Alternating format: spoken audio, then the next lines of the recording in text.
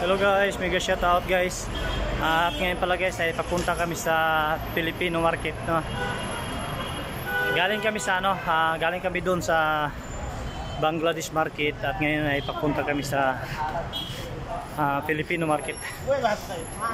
Galing pala kami sa Murabba Palace at saka sa Riyadh Zoo. Kaya ngayon ay papunta kami sa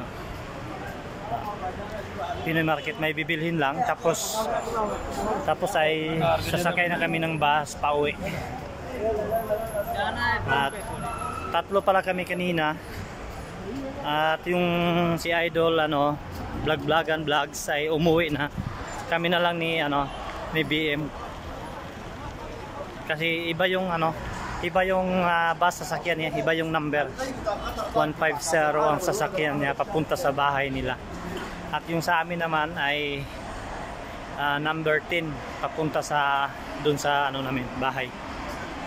Bye guys, mega shout out. Thank you for watching guys. Please follow for more. We love you all.